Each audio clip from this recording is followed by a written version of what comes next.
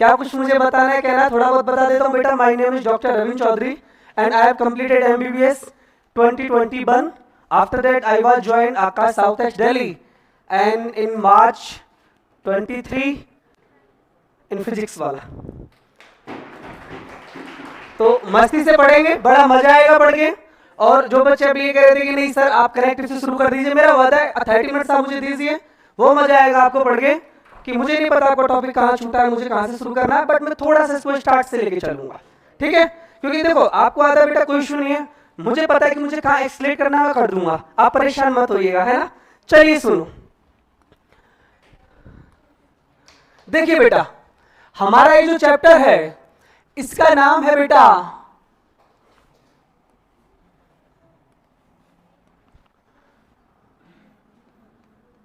Structural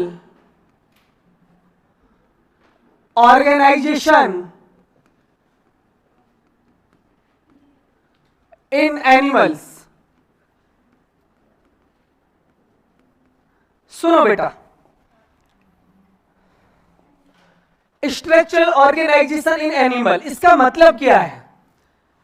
यदि बेटा मैं स्ट्रक्चरल ऑर्गेनाइजेशन पे थोड़ा सा फोकस करूं तो स्ट्रक्चरल ऑर्गेनाइजेशन का मतलब होता है बेटा कि जैसे मान लीजिए हमारा ह्यूमन बॉडी है, उसके अंदर बहुत सारे सिस्टम है, जैसे आपका रेस्पिरेटरी सिस्टम है, डाइजेस्टिव है, न्यूरल है, एंडोक्राइन है। कोई भी सिस्टम हो उसके अंदर बहुत सारे ऑर्गन होते हैं। ऑर्गन तक हम लोग बात करें तो ऑर्गन को बेटा हम लोग इजीली विजिबल होते हैं ऑर्गन। जैसे हम लोग किडनी की बात करें तो किडनी हमको इजीली विजिबल हो जाता है। हम लोग लंग्स की बात करें तो लंग्स इजीली विजिबल होता है। हाइट की बात करें तो हाइट को हम लोग इजीली हम लोग कहते हैं ना बेटा कि देख पाते हैं, देख सकते हैं। लेकिन इसका मतलब स्ट्रक्चरल ऑर्गेनाइजेशन मतलब हमको ऑर्गन के अंदर भी जाना पड़ेगा यदि उसका ऑर्गेनाइजेशन हमको देखना है। तो ऑर्गेनाइजेशन का मतलब है कि बेटा वो जो ऑर्गन उसका फॉर्मेशन कैसे हुआ है। जैसे किडनी है, किडनी के बारे में आप सब लोग सुनते हैं कि वो फिल्ट्रेशन करती है, लेकिन वो कैसे करती है फिल्ट्रेशन? जैसे आप लोग बेटा लंग्स के बारे में पढ़ते हैं कि ब्लड का प्यूरिफिकेशन करता है, लेकिन वो कैसे करता है प्यूरिफिकेशन? वो होता है बेटा, वो किससे एक्सप्लेन होता है? उसके ऑर्गेनाइजेशन से। किससे होता है बेटा? ऑर्गेनाइजेशन से। मतलब ऑर्गेनाइजेशन में आप इतना समझ गए कि इसमें मेनली हमको एक तरीके से जो इंटरनल स्ट्रक्चर है, कौन है बेटा? इंटरनल स्ट्रक्चर, उसका हमको स्टडी करना है। और इंटरनल स्ट्रक्चर की जब कभी बात आ जाती है ना, तो मैंने आपको बताया जैसे हाइट है वो इजीली विजिबल है, हम देख पा रहे हैं, लेकिन हमको उसको इंटरनली देखना है तो हमको ऑर्गन के अंदर जाना पड़ेगा। और ऑर्गन के अंदर हम यदि जाएंगे तो एक वर्ड निकल के आ जाएगा बेटा, जिसका नाम आप इस चैप्टर में पढ़ते हैं, उसका नाम क्या है बेटा? टिश्यू। एनिमल की बात कर रहे हैं तो बेटा क्या भी कह देते हैं इसको? Animal tissue.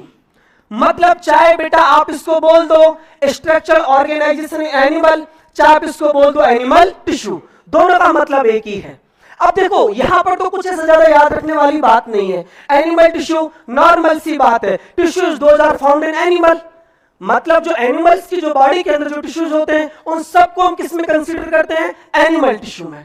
तो इसमें तो कुछ ज्यादा जानने वाली बात नहीं है। सिंपल सा लिख दूं बेटा कि tissues those are found in animals, और उसी को हम लोग क्या बोलते हैं? Animal tissue. लेकिन एक बहुत इंपॉर्टेंट बात आती है यहां पर कि टिश्यू क्या है, ये क्या है? तो आप लोगों ने वैसे पढ़ रखा है कि टिश्यू क्या है, तो मुझे कोई भी बच्चा बताने का प्रयास करेगा इस टिश्यू के बारे में कि किसको हम लोग टिश्यू कहते हैं? Group of cells, specific function,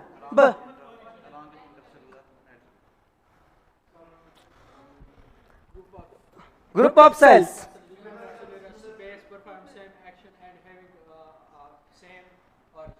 same origin.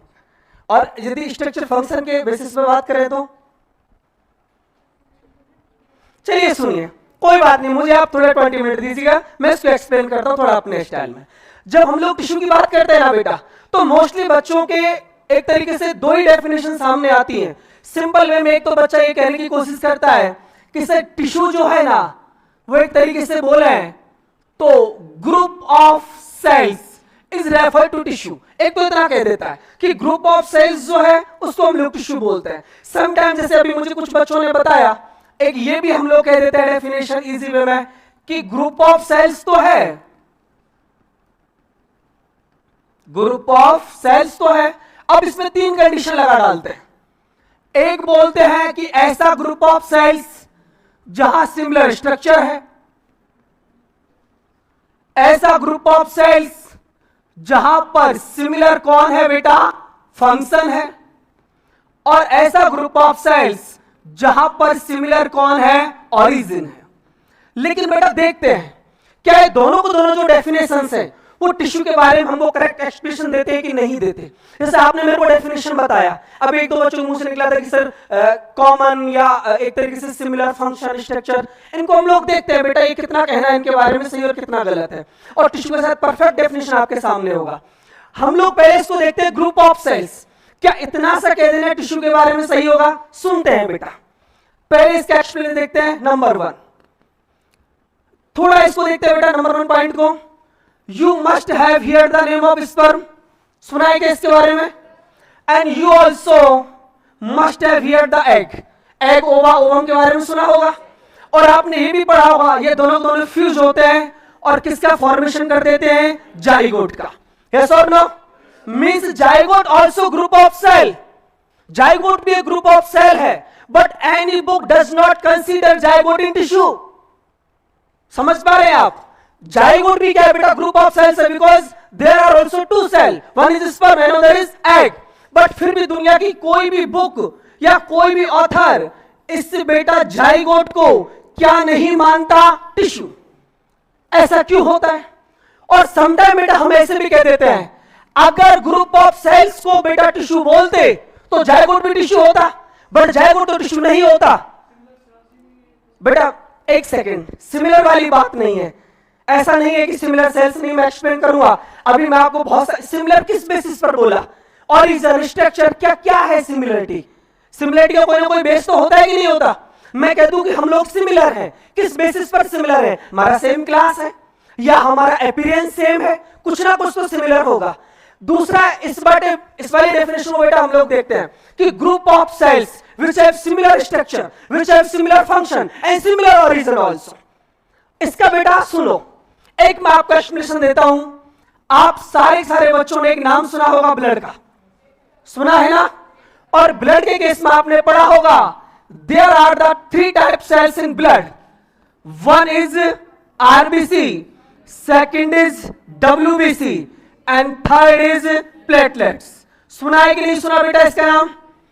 यदि मैं इसके फंक्शन की बात करूं तो आप सारे बच्चे जानते हैं आरबीसी के केस में कि आरबीसी का फंक्शन क्या होता है, ट्रांसपोर्टेशन ऑफ गैसेस। आपने सुना होगा O2 और CO2 का ट्रांसपोर्टेशन, तो वो किससे होता है, आरबीसी से ही होता है।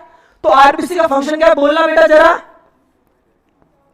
Transportation of gases. यस और नो? डब्ल्यूबीसी का फंक्शन क्या होता है आपको पता होगा। डब्ल्यूबीसी क्या करती है, बैक्टीरिया हुआ, वायरस हुआ, फंगाई, उसको किल करती है। और bacteria, virus, fungi like as pathogen को यदि किल कर रहा है तो इसका फंक्शन क्या हो गया बोलो, फैगोसाइटोसिस। क्या हुआ बेटा, फैगोसाइटोसिस। प्लेटलेट्स का फंक्शन पता है आप लोगों को? कितने बच्चों को पता है? ब्लड क्लॉटिंग पता है ना आपको? तो प्लेटलेट्स का फंक्शन क्या है बताइए जरा, ब्लड क्लॉटिंग। इतना आप सबने सुना होगा, पढ़ा होगा। चलो कोई बात नहीं, थोड़ा इसकी स्ट्रक्चर के बारे में और हम लोग जान लेते हैं बेटा।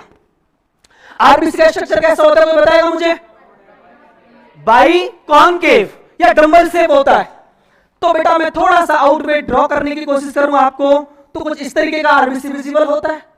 बेटा मैं डब्ल्यूबीसी की बात करूं तो डब्ल्यूबीसी या तो अमीबॉइड शेप की होती है या राउंड शेप की होती है। यस और no?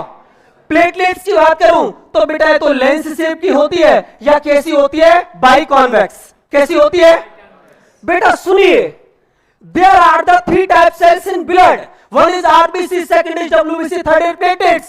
All of 3 cells structure are different, function also different.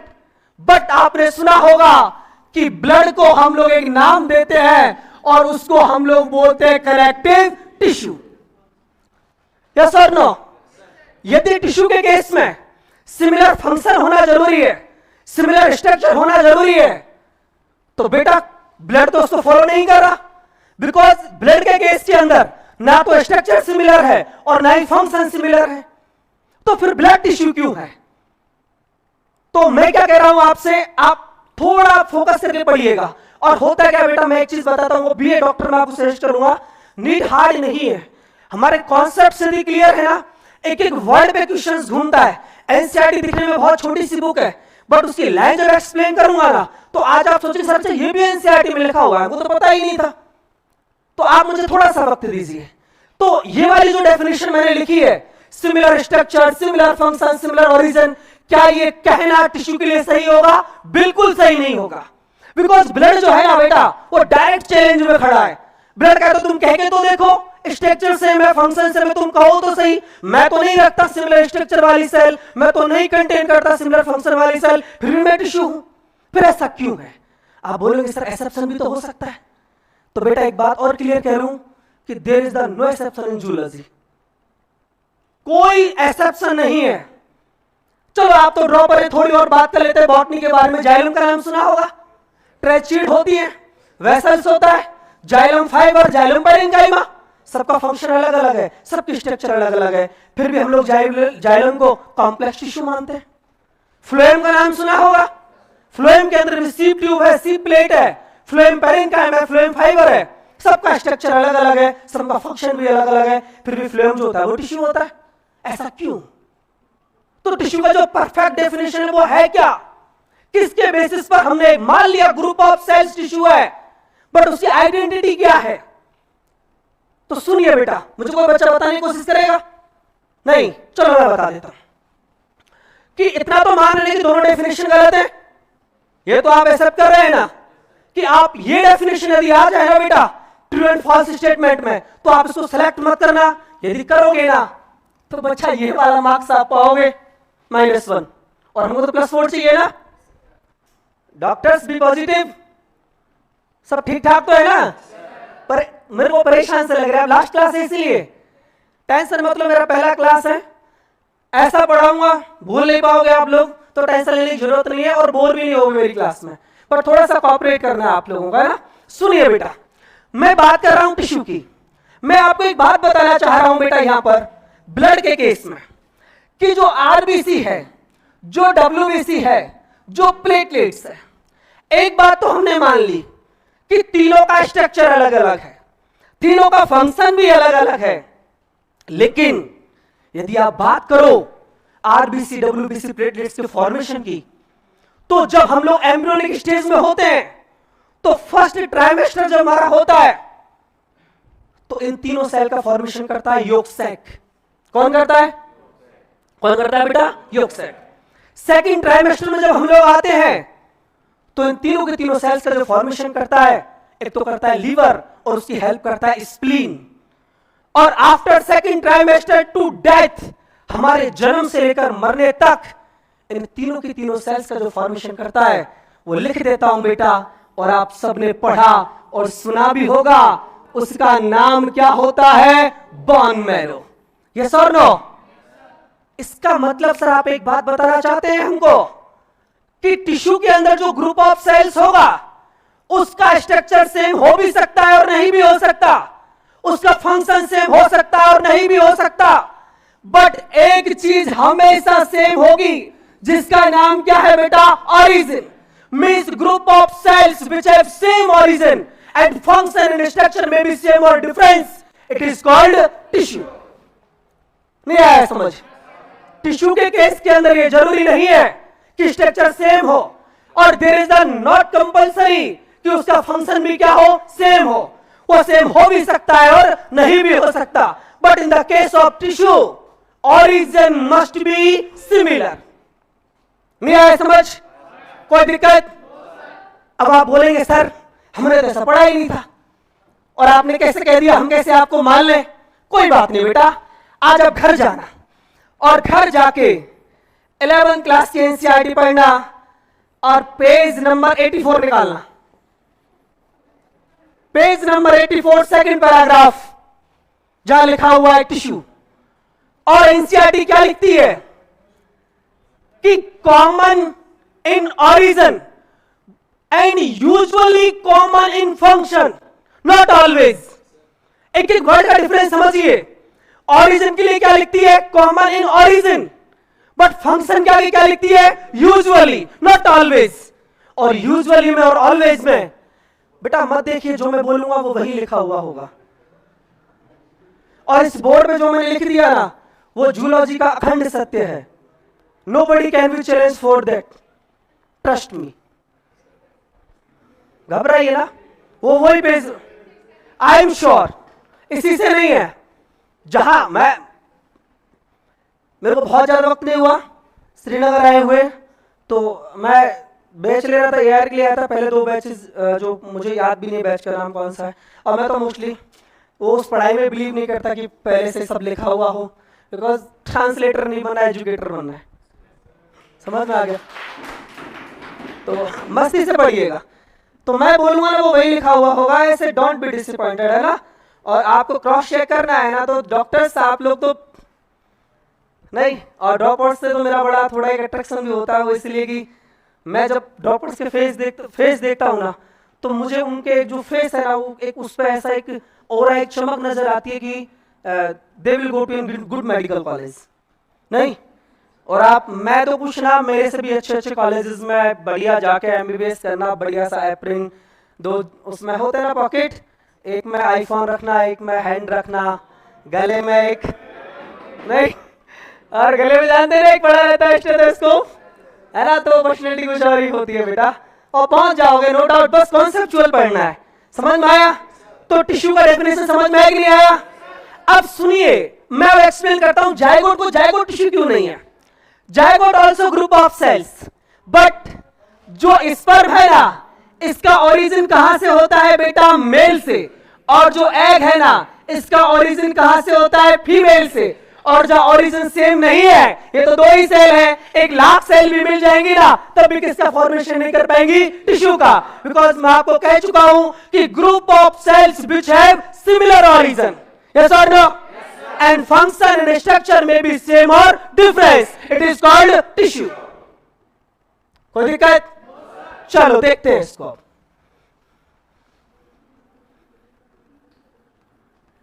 Tissue की बात करते हैं।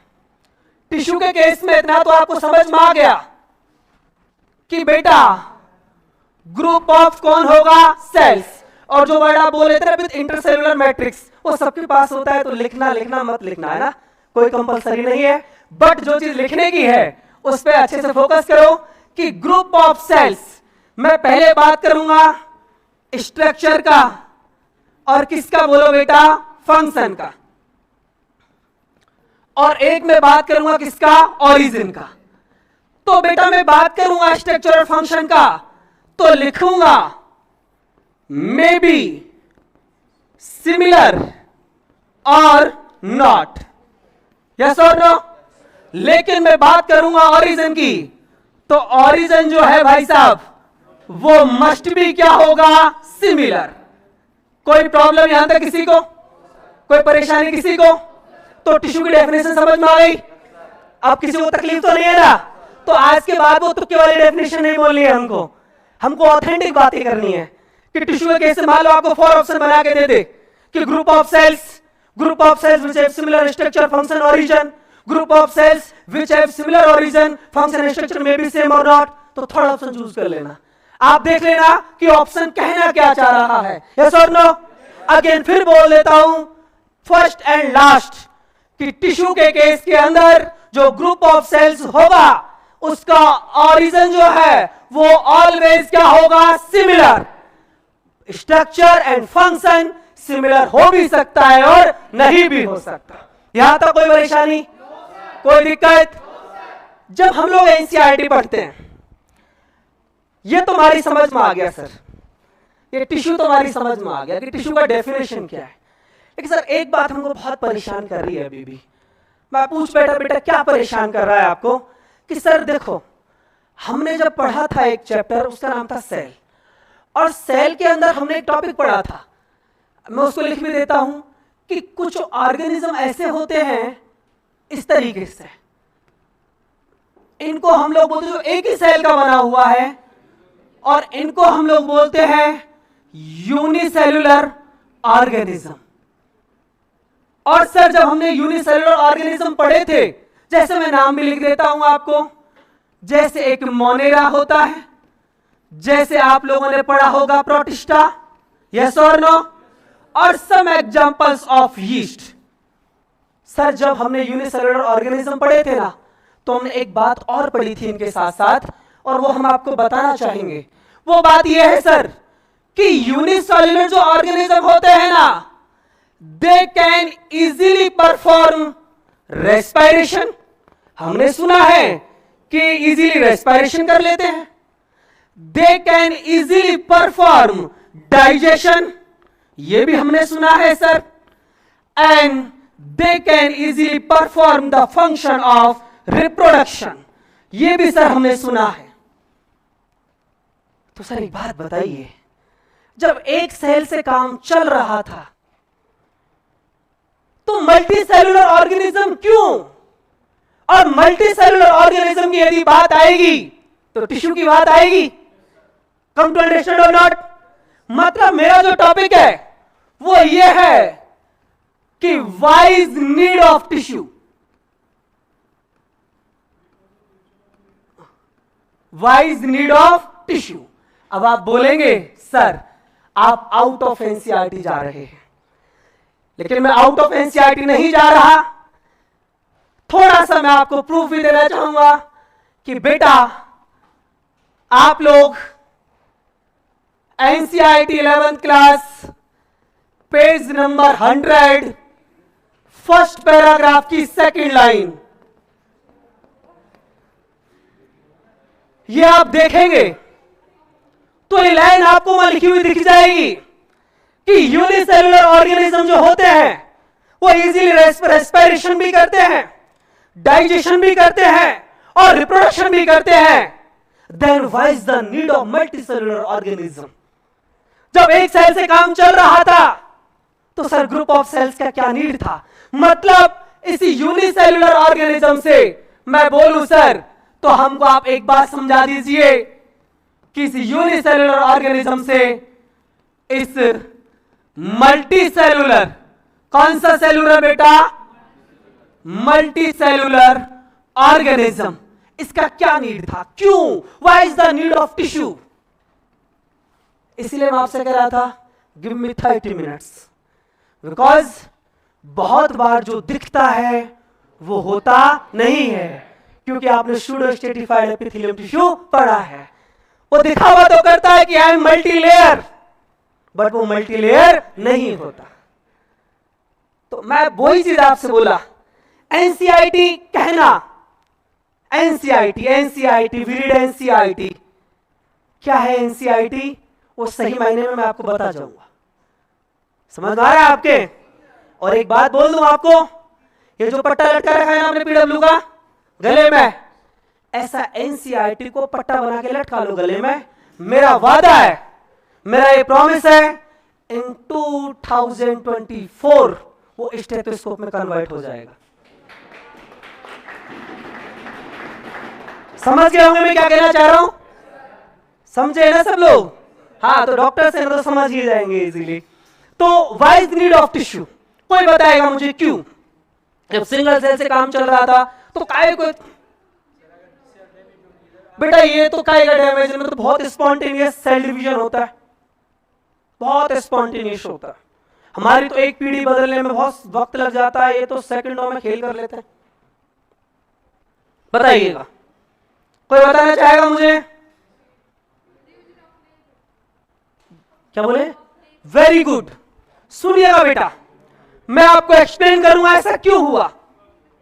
कि मान लीजिए आप लोग, जैसे मैं जूलॉजी का टीचर, मेरे से बोला जाए, पीडब्ल्यू मेरे से कहे कि डॉक्टर साहब आपको केमिस्ट्री पढ़ानी है, आप ही को फिजिक्स पढ़ाना है, आप ही को बॉटनी पढ़ाना है, तो शायद आप लोग समझ पा रहे होंगे कि मैं उन तीनों कामों को इतने परफेक्शन के साथ नहीं कर पाऊंगा जितने परफेक्शन से मैं जूलॉजी पढ़ा सकता हूं। यस और नो? तो एक बॉडी को खड़ा किया जूलॉजी पढ़ाने के लिए, एक बॉडी को खड़ा कर दिया बॉटनी पढ़ाने के लिए, एक को फिजिक्स, एक को केमिस्ट्री। तो वो अपने फील्ड के अंदर एक परफेक्ट वर्क कर रहे हैं। यस और नो? ऐसे ही नेचर ने क्या किया, जब नेचर पर बेटा इवोल्यूशन चल रहा था, इस यूनिवर्स के अंदर इवोल्यूशन चल रहा था, और जो ऑर्गेनिज्म थे वो यूनिसेलुलर से मल्टीसेलुलर हो रहे थे, तो उस समय क्या किया कि बेटा जो फिजियोलॉजी है, जो फंक्शन है, वो बहुत अच्छे तरीके से परफॉर्म हो, इसीलिए बेटा ग्रुप ऑफ सेल्स बनाया।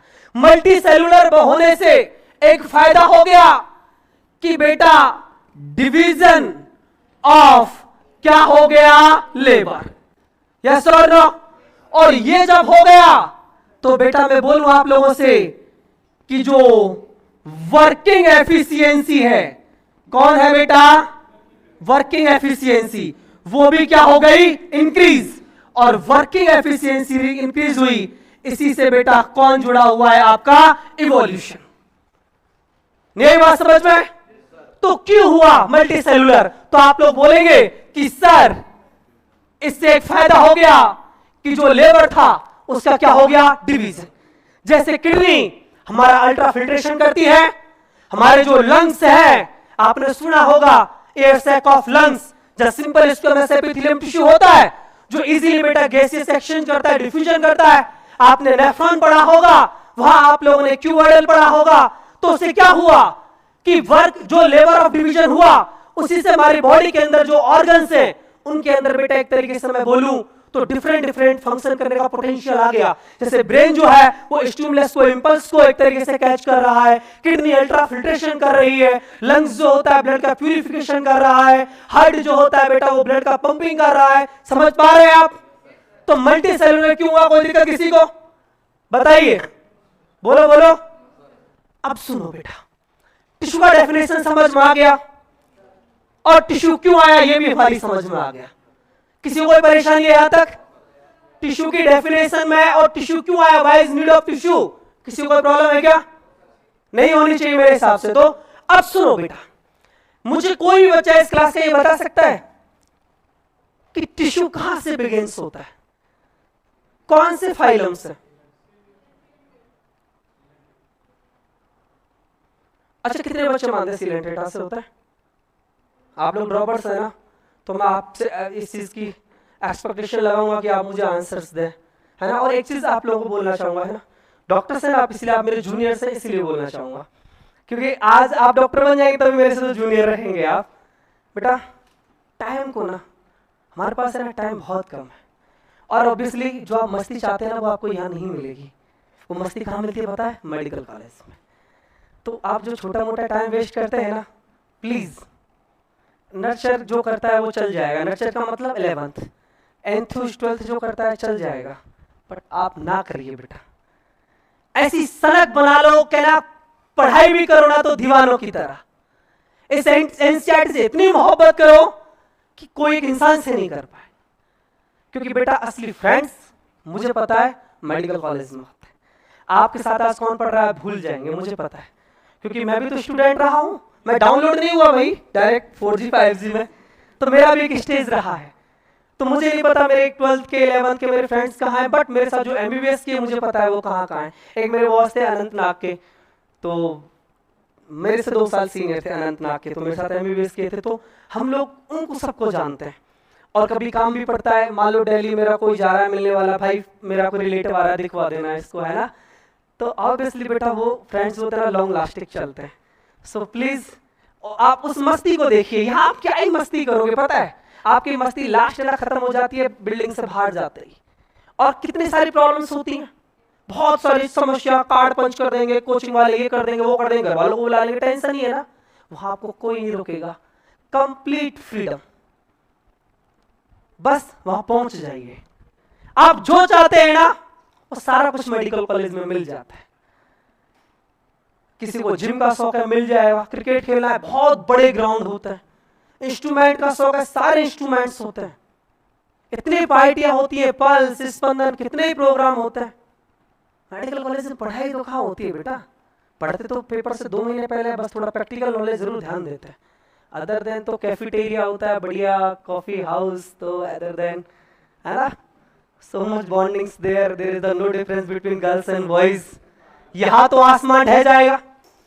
तो इसीलिए मैं कह रहा हूँ बेटा थोड़ा टाइम अभी मैं बाहर बैठा था तो मैं बच्चों को थोड़ा देख रहा था, तो मेरा एक ओपिनियन है, माने ना माने वो आपकी मर्जी है, तो लेकिन थोड़ा टाइम को ना थोड़ा थोड़ा करके बेटा स्किप करिए, बिकॉज आप अपने फ्रेंड्स का मैं आपको एक एक्सप्लेनेशन देता हूँ, आप याद करिए आपके 12th क्लास के एग्जाम, जब आप पेपर सेंटर पर बैठे थे, आपके साथ आपके बेचमेट भी बैठे थे और बड़ी मुश्किल से नजर चुरा के एक्सटर्नल से आपने इशारा किया क्वेश्चन नंबर 10 बता दे, 10, तो वो उधर से बोलता है तूने 5 किया, तो वो कहता है कि मैंने 5 नहीं किया, तो वो कहता है मुझे 10 भी नहीं आता।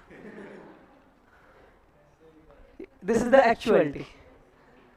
तो बेटा समझ गए होंगे ना मुझे, बस जिंदगी मौत ना बन जाए, संभालो यारो। चलो बेटा देखते हैं कि जो टिश्यू है, कौन है बेटा टिश्यू, ये कहां से बिगिंस होता है।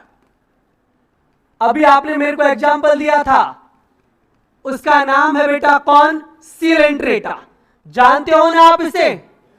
और कोई बच्चा इसके एग्जांपल बता सकता है मुझे, कुछ 1-2 एग्जांपल सिलेंट्रेटा के। हाइड्रा चलो एक हो गया, और नहीं बताएगा।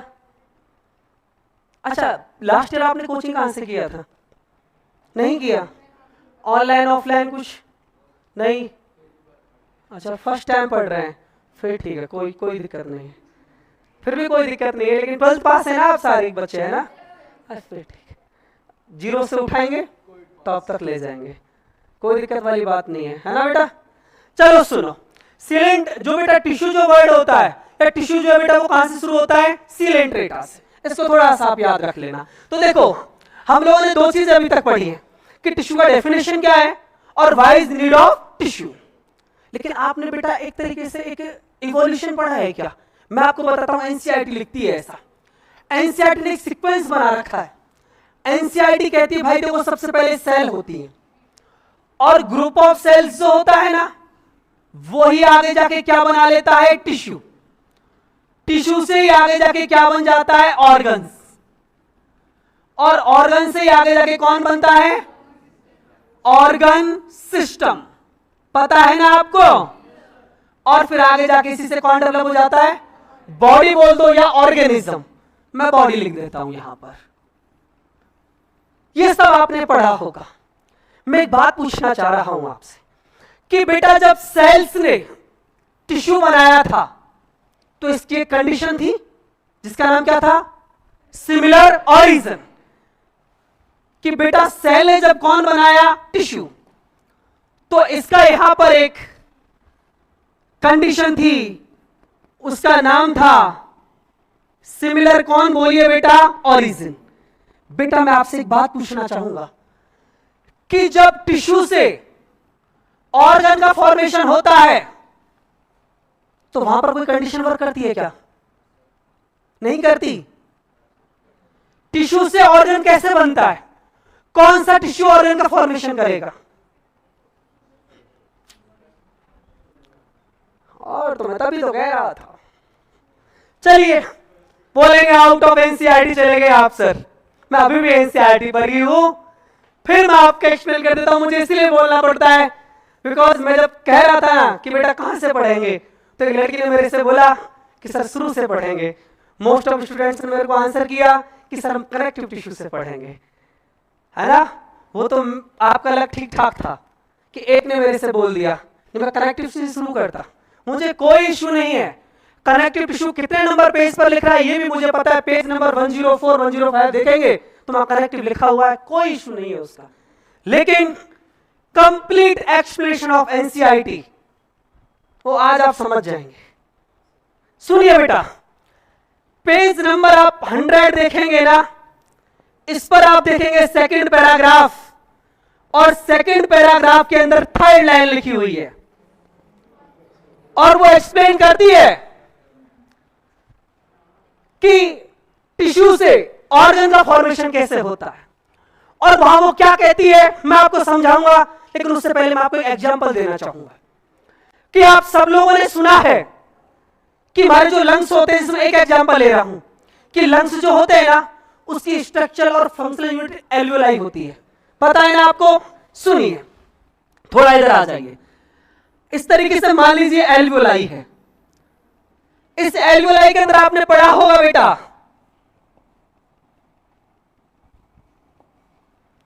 इस एल्वियोलाई के अंदर आपने पढ़ा होगा कुछ इस तरीके से एक टिश्यू होता है, और इसका नाम, अभी आप ज्यादा टेंशन मत लेना, मैं थोड़ा आपको समझाने के लिए बता रहा हूं कि ये जो टिश्यू है ना, इसका नाम है सिंपल स्क्वेमस एपिथेलियम टिश्यू। और जब आपने इसको पढ़ा होगा तो यह भी बताया होगा कि सिंपल स्क्वेमस जो एपिथेलियम टिश्यू है ना, इससे डिफ्यूजन होता है। यहां तक आपने पढ़ा होगा। लेकिन मैं आपको एक बात और बताना चाहूंगा, एयर सैक ऑफ लंग्स के अंदर केवल सिंपल स्क्वेमस एपिथेलियम टिश्यू नहीं होता, इसके अलावा बेटा इसमें एक और भी टिश्यू होता है। मैं उसको क्यों समझा रहा हूं, क्यों बता रहा हूं, अभी आपको समझाऊंगा। सिंपल स्क्वेमस के अलावा इसके अंदर एक और टिश्यू होता है जिसका नाम होता है सिंपल क्यूबॉइडल एपिथेलियम टिश्यू। बेटा मैं आपको बता दूं कि सिंपल स्क्वेमस एपिथेलियम टिश्यू तो क्या करवाता है एल्वियोलाई के अंदर, डिफ्यूजन।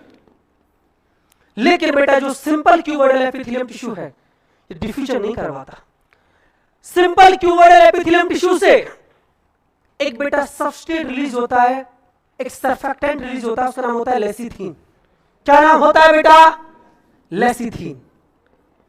और ये जो लेसिथीन होता है ना, ये बेटा ये जो एल्वियोलाई है इनको कोलैप्सिंग से रोकता है।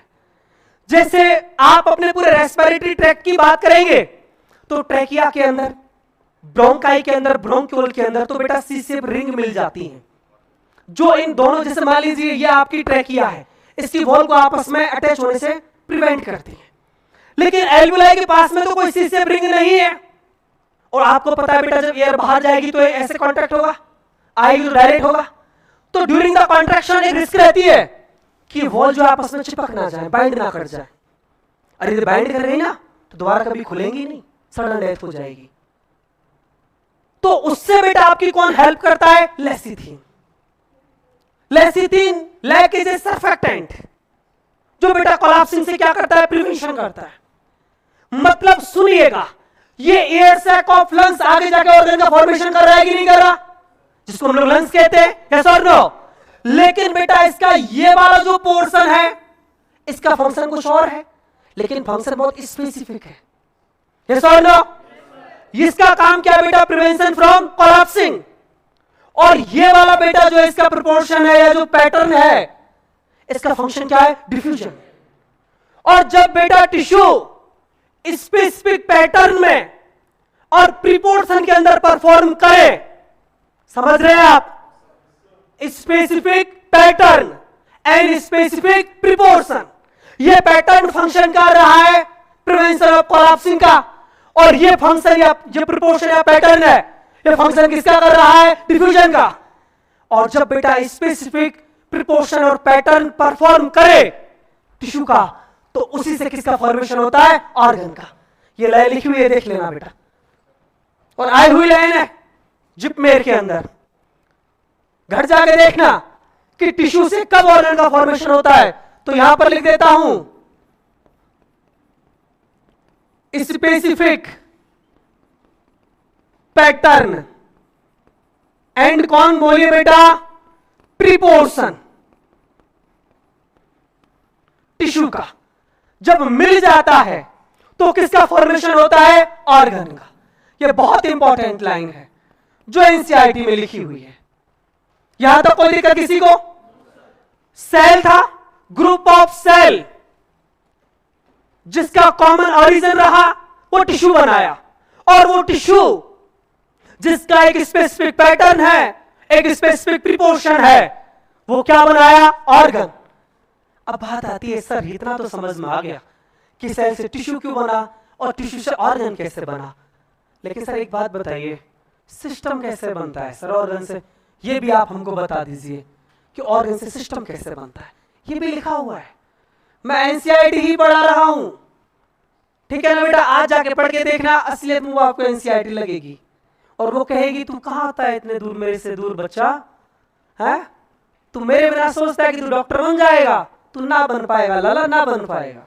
एनसीईआरटी बोलेगी इस बात को। नहीं तो बताइए बेटा मुझे ऑर्गन सिस्टम का फॉर्मेशन कैसे होता है, ऐसा ऑर्गन के पास में क्या क्वालिटी होना चाहिए,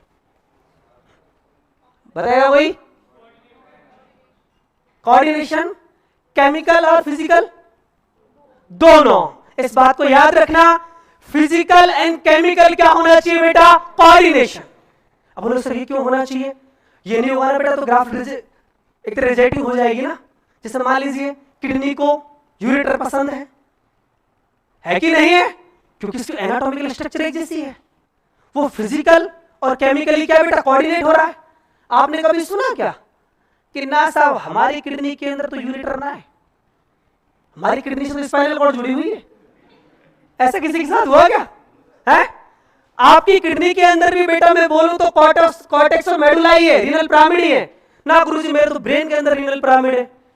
ऐसा नहीं हो सकता, क्योंकि मैं आपको फिर बता रहा हूं कि ऑर्गन से ऑर्गन सिस्टम का फॉर्मेशन कब होता है?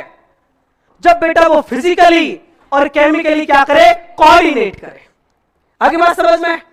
पिट्यूटरी ग्लैंड जो है ना बेटा वो एंडोक्राइन का ही पार्ट रहेगी। ऐसा नहीं है कि साहब मेरी पिट्यूटरी ग्लैंड तो हाइपोथैलेमस से कनेक्ट नहीं है, इसकी हो सकती है। नहीं बेटा, वो जहां आपकी है वहां उसकी होगी, बिकॉज वो एक तरीके से फिजिकली और केमिकली क्या हो चुके हैं? कोऑर्डिनेट। सर मेरे लीवर के अंदर लोब्यूल नहीं है, मेरे लीवर में तो नेफ्रॉन है।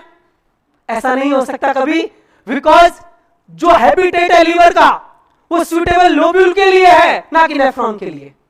समझ में आ गया ना आपको? तो बेटा कब होगा फॉर्मेशन ऑर्गन का? आप लोग बोलोगे जब वो एक तक कैसा बेटा? फिजिकली एंड केमिकली क्या करे? कोऑर्डिनेट। या बेटा एक बात बोलूं मैं आपको, फिजिकली केमिकली कोऑर्डिनेट का मतलब क्या होता है? एक दूसरी भाषा में बोलूं तो कॉमन फंक्शन होता है। समझ में आ रहा है? यूरेटर के अंदर पावर है जो यूरिन को कैरी कर सकती है किडनी से। यूरिनरी ब्लैडर ही है जो यूरिन को बेटा कलेक्ट कर सकता है। अरे बात समझ में? तो मैं एक बात ये लिख सकता हूं यहां पर, कॉमन फंक्शन। नहीं आया बेटा बात समझ में? बोलने कोई दिक्कत किसी बच्चे को? तो group of cells which have similar origin is referred to tissue, and बेटा specific pattern and proportion of tissue is referred to organ. And when organs physically and chemically coordinate, किसका फॉर्मेशन? ऑर्गन सिस्टम का। कोई दिक्कत, कोई परेशानी, कोई दुविधा, कोई कष्ट, कोई विघ्न, कोई बाधा? फिर ठीक है, छाप लीजिए ना जल्दी। पीडीएफ का वेट नहीं करना, पीपीटी का की आएगी मैं ग्रुप से लिख लूंगा। ऐसे डॉक्टर नहीं बनना है हमको, पेशेंट हमारे पास में आया, डॉक्टर साहब मेरे को तकलीफ है, घर जा व्हाट्सएप कर दूंगा मेडिसिन। नहीं है ना? समझ पा रहे हैं ना आप यहां आए, आप यहां फिजिकल प्रेजेंस हो तो आप नोट करिएगा। एक बात मैं बोलूंगा आप लोगों के लिए, पहले इसको नोट करिए आप लोग। डॉक्टर बनने के लिए पढ़ाई जरूरी नहीं है। सर क्या बात करते हैं आप? बताऊंगा आपको, नहीं है जरूरी। डार्विन जो कह के गया था वो जरूरी है। डार्विन याद है आपको? No, fittest is selected by nature. याद है ना? पढ़ाई तो सब करते हैं, एक नंबर से वो भी पढ़ाई करता है, बट उस पास डॉक्टर जैसी क्वालिटी नहीं थी। पढ़ाई अप डाउन चल जाएगा, लेकिन डॉक्टर जैसा क्वालिटी होना बहुत जरूरी है, बहुत कंपलसरी है बेटा। क्या जी? पिछला स्लाइड, चलो कोई बात नहीं बेटा, नोट कर लेना बाद में, जल्दी नोट करिएगा। तो अपने सिम्टम्स, नहीं सर कोई इश्यू नहीं है, मेरे को अच्छा लगता है ये। तो आप जब बर्फ पड़ रही होगी ना कश्मीर में, तो इस बैच में से हीट ही आ रही होगी। ये तो मेरी क्लास में होता ही है। डॉक्टर्स पढ़ते हैं तो फिर ऑब्वियसली बात है, अपने टैलेंटेड बच्चे हैं। क्यों गलत कह रहा हूं क्या? मैं जब श्रीनगर आया था ना, तो मैं श्रीनगर चूज नहीं कर रहा था, बिकॉज मेरा था थोड़ा मन की, मेरे को ऐसा नहीं कि मेरे को आना नहीं था, आने का बहुत मन था, बट थोड़ा सुना था कि वहाँ का बच्चा बड़ा एग्रेसिव होता है। एग्रेसिव का मतलब, मैं सुन लीजिए कि पढ़ाई लिखाई में इतना ज़्यादा इंटरेस्ट नहीं लेता, बट नो डाउट बेटा जब श्रीनगर आया ना, तो Srinagar one of the best place in universe. और यहाँ का student also one of the best, because बच्चा एग्रेसिव है ना, वो पढ़ाई के लिए भी एग्रेसिव है। मेरे को एक बात बताता हूं मैं आपको कि मैं जब यहां आया था तो उमर सर जो है कि सेंटर हेड है, तो उन्होंने अपना एक बैच मुझे दे दिया था। तो that is the big challenge for me कि आप किसी क्लास लेने जा रहे हैं सेंटर हेड की। मैं गया क्लास में, बच्चों का फेस एकदम ऐसा था, अरे यार ये कौन आ गया, क्या ही कुछ। तो मैं बच्चों से बोला कि थोड़ा पढ़ो, आप कोऑपरेट करो, आज कोऑपरेट करो, फिर कल नहीं आऊंगा। तो बच्चों ने सोचा चलो बढ़िया, एज इस कहने से कोऑपरेट करते, कल तो वैसे ही नहीं आएगा। मैं पढ़ाया, लेक्चर का एंड होते होते मुझे नहीं पता लिटरली, अब मैं कैसे कहूं कि यहां का बच्चा अच्छा नहीं है, मैं तो चला गया। वो सारा का सारा बच्चा नीचे पहुंच गया ऑफिस में, और खुद सर से क्या बोलता है, सर हमको आपसे नहीं पढ़ना। और आज जिन सर ने हमारा क्लास लिया है ना, उनसे पढ़ना है हमको। अब क्या कहेंगे उस बच्चे को कि वो पढ़ाई के लिए सीरियस नहीं है? वो बहुत सीरियस है। बट होता है क्या है बेटा, कल एक सर एक बात बोले ना, लेक ऑफ चांस, बस वही है। थोड़ा हम लोगों को क्या नहीं मिल पाया, चांस। नहीं तो आज सेक्रेटरी लेवल पे बैठे हुए होते हैं हम। सेक्रेटरी लेवल समझते हैं? नहीं समझते। डीएम तो डिस्ट्रिक्ट खेलता है, कलेक्टर जो होता है ना वो डिस्ट्रिक्ट खेलता है, वो 10-12 डिस्ट्रिक्टों को एक साथ खेले, उसको सेक्रेटरीट लेवल कहते हैं, है ना। तो वहां भी होते हैं ऑब्वियसली। बाय प्रोफेशन डॉक्टर बन के जाओगे ना तो वो ही बनोगे। तो नो डाउट बेटा बच्चा पढ़ने वाला है, बस कुछ बच्चा वो हर जगह होता है। मेरे बैच में मैं कोटा पढ़ता था, वहां भी सोते थे, सो रहे तो सोने दो, मुझे उससे फर्क भी नहीं पड़ता बेटा। आपको मेरी क्लास में कोई तकलीफ है ना, पीछे जाकर खूब सोइए, जो कुछ करना है कुछ भी करिए, बट डिस्टर्ब मत करिए, क्योंकि मुझे पता है सब डॉक्टर बन के इकोसिस्टम गड़बड़ा जाएगा। ये बात भी तो मैं जानता हूँ ना बेटा, इकोलॉजी होती है नहीं, तो वहां एक फिक्स बैलेंसिंग है, नेचर बड़ा बैलेंस करके चलता है। तो बट लेकिन बेटा बच्चा बहुत अच्छा है, वो पढ़ाई के लिए नो डाउट, आप उसको कुछ दीजिए, आप उसको सच में एक अच्छे वे में पढ़ाइए, वो आपको लाइक करेगा, इसमें कोई शक नहीं। अब मैं सोचा कि यार, और फिर मेरे से सर मिले, मेरे को फोन किया, मैंने सोचा कोई पंगा हो गया होगा इसलिए फोन किया कि सर मिलना है। तो मैं बोले सर मैं निकल गया हूँ। नहीं सर आप आइए इमीडिएटली, मेरे को काम है। तो उमर सर मेरे को नीचे मिले और मेरे से बोले सर मजा आ गया, तूफान ला दिया आपने क्लास में। तो मैं थोड़ा ऑब्वियसली होता है, खुद के ऊपर कॉन्फिडेंस था, लेकिन न्यू प्लेसेस जो होता है ना, नई जगह जो होती है, अब बेटा मेरे को ना थोड़ा एज बहुत कम है, सो मेरे को इतना वक्त नहीं हुआ कि मेरे को 10 साल 12 साल पढ़ाते पढ़ाते हो गया। और जिस दिन इतना वक्त यदि इस फील्ड में गुजार लिया ना, तो काय के स्टार विस्टार डायरेक्ट सन ही बन जाएंगे, है ना। जो उसकी लाइट में तो चमकते हैं वो ही बन जाएंगे। छाप लिया यहां तक? चलो बेटा आगे देखते हैं, जल्दी नोट करिएगा। अभी नहीं कहना है ना सर कि कनेक्टिव टिश्यू से शुरू कर दो, कहना है अभी बेटा? नहीं, अरे कोई नहीं कहेगा, मुझे पूरा भरोसा है मेरे ऊपर। और डॉक्टर ठीक हो? You look like a doctor. मेरा एक फ्रेंड था हेमंत, एकदम सकल आपका, मैं सोच रहा था वो कहाँ आ गया यहां से।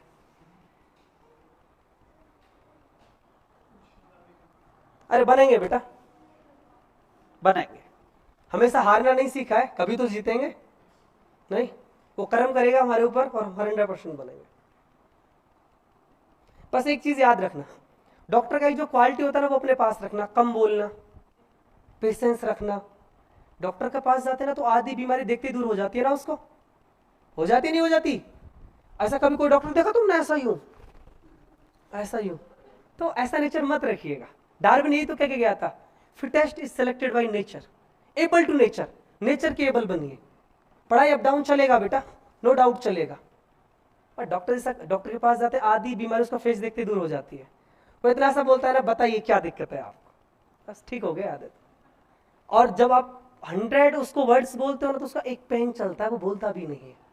तो प्लीज सेव योर एनर्जी।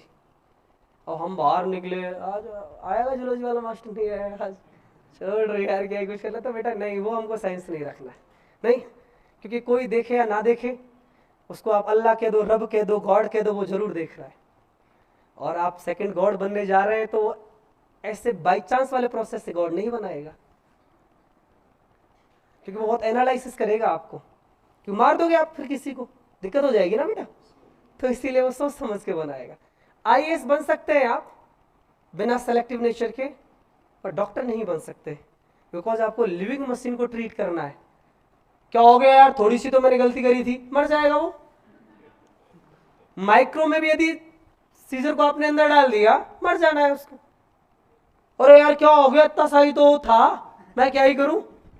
वो वहां नहीं बेटा, फिर एक ही वर्ड निकलेगा, सॉरी वी कांट से। तो वो नहीं, ऑब्वियसली मैं वही बोल रहा हूँ बेटा, डार्विन को मन में बिठा लो।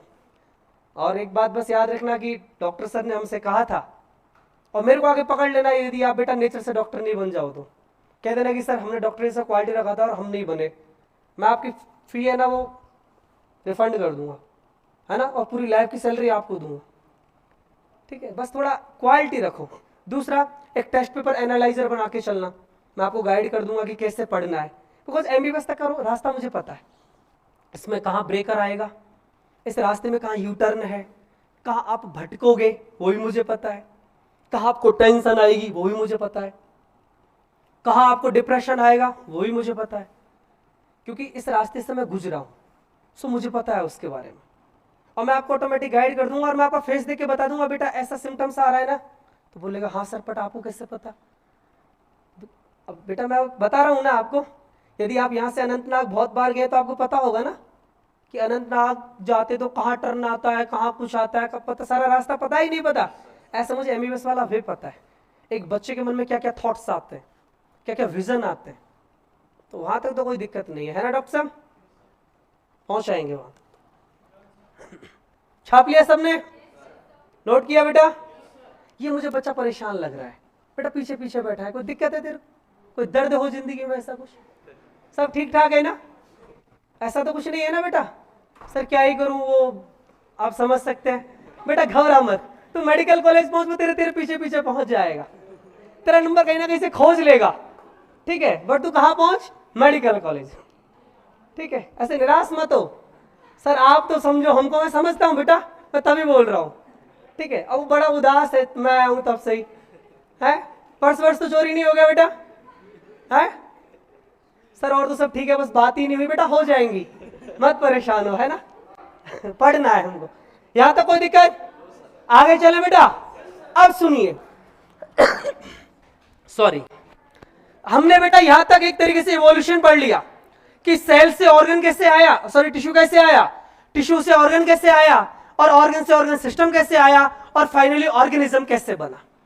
अब एनसीईआरटी आगे लिखती है, this is very wondering to know, यह बड़ा एक आश्चर्य वाला होगा आपका जानने के लिए कि कॉम्प्लेक्स से कॉम्प्लेक्स जो एनिमल है वो 4 टाइप का टिश्यू कंटेंट करता है।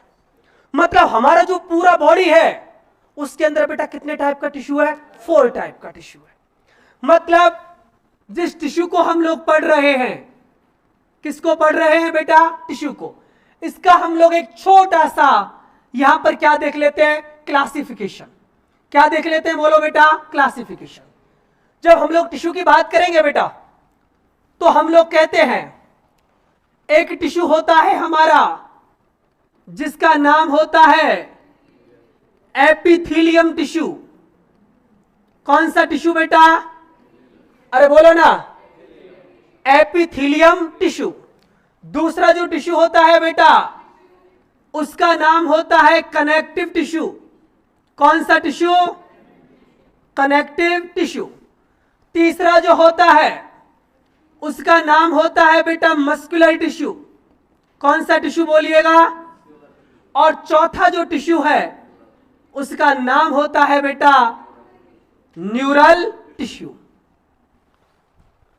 अब सुनिए एक बात, पहले मैं आपको बताना चाहूंगा बेटा कि इनका कॉन्ट्रीब्यूटरी जो परसेंटेज है वो कितना कितना है। जैसे हम टोटल टिश्यू को 100 माने तो उसमें एपिथेलियम का कंट्रीब्यूशन क्या है, कनेक्टिव का कंट्रीब्यूशन क्या है, मस्कुलर का कंट्रीब्यूशन क्या है और न्यूरल टिश्यू का कंट्रीब्यूशन क्या है। पहले कंट्रीब्यूशन देख लेते हैं, आफ्टर दैट बताएंगे कि बेटा ये कहां से आए। एपिथेलियम टिश्यू की और बेटा मैं सबकी बात करूं तो मोस्टली बेटा जो कंट्रीब्यूशन होता है अप टू 50% वो किसका होता है, मस्कुलर का। जो कनेक्टिव टिश्यू होता है वो अप्रोक्सीमेट कितना होता है बेटा 30%। और 10% जो होता है टोटल टिश्यू का वो न्यूरल होता है। और 10% ही कौन होता है? एपिथेलियम। तो ये बेटा कंट्रीब्यूशन हो गया। आपसे पूछे मैक्सिमम कंट्रीब्यूशन किसका है बेटा? मस्कुलर टिश्यू का। अब एक बात समझ में आती, सर ये तो हमारी समझ में आ गया कि कंट्रीब्यूशन किसका कितना कितना है, लेकिन एक बात हमको ये तो बताओ, ये टिश्यू बनते कैसे हैं? ये एपिथेलियम को कौन बनाता है? कनेक्टिव को कौन बनाता है? सर मस्कुलर को कौन बनाता है? और ये जो न्यूरल टिश्यू इसको कौन बनाता है? सुनो बेटा, मैं आपको एक बात बताता हूं। आप एक चैप्टर पढ़ेंगे जिसका नाम है बेटा ह्यूमन एम्ब्रियोलॉजी या रिप्रोडक्टिव सिस्टम। वहां पढ़ेंगे कि बेटा एक तो होता है आपका स्पर्म, मैंने अभी बताया था, और एक होता है बेटा कौन? एग। ये दोनों के दोनों बेटा फ्यूज होते हैं और ये क्या बनाते हैं? जाइगोट। क्या बनाते हैं बेटा? इस जाइगोट के अंदर बहुत सारे माइटोसिस होते हैं जिनको बेटा जी हम लोग नाम देते हैं क्लीवेज। क्या बोलते हैं? और क्लीवेज से, और उस स्टेज का भी नाम बता दूं बेटा, आपने पढ़ा होगा, उसको बोलते हैं गैस्ट्रुला। क्या बोलते हैं बेटा? गैस्ट्रुला। जब गैस्ट्रुलेशन आता है हमारी एम्ब्रियोनिक स्टेज में, जब हम लोग एम्ब्रियोनिक स्टेज में होते हैं, तो जब बेटा गैस्ट्रुलेशन होता है तो ड्यूरिंग द गैस्ट्रुलेशन 3 लेयर का फॉर्मेशन होता है। कितनी लेयर का? 3 लेयर का। जो सबसे आउटर मोस्ट होती है उसका नाम होता है बेटा कौन? एक्टोडर्म। जो मिड में होती है उसका नाम क्या होता है? मीजोडर्म। क्या नाम होता है बेटा? और सबसे जो अंदर की ओर होती है उसका नाम होता है कौन? एंडोडर्म। एक बात बताएगा मुझे कोई, सबसे पहले कौन सी लेयर बनती है इनमें से? फर्स्ट फॉर्म एम्ब्रियोनिक लेयर कौन सी है? एक्टो नहीं होती, एंडोडर्म होती है बेटा। कौन सी होती है? चलो मैं थोड़ा लिख भी देता हूं इसको यहां पर, क्योंकि ये आपके काम आएगा आगे जाके, कि जो एंडोडर्म होती है ना बेटा, ये फर्स्ट फॉर्म लेयर है। आगे बात समझ में? अब सुनो बेटा जी, अभी टिश्यू बनते कैसे कैसे हैं। जो एपिथेलियम टिश्यू है ना बेटा, इसको बनाने के लिए हमारी तीनों की तीनों जो एम्ब्रियोनिक लेयर हैं, मतलब इसके यदि बेटा मैं आपसे ओरिजिन की बात करूं, किसकी बात करूं बेटा? ओरिजिन की। तो एपिथेलियम टिश्यू का फॉर्मेशन किससे भी होता है? एक्टोडर्म से। किससे भी होता है बेटा? मीजोडर्म से। और किससे भी होता है बेटा? एंडोडर्म से। ये क्वेश्चन नीट यूजी में आया हुआ है। Write down the name of tissue which is derived from 3 embryonic layer. Epithelium tissue.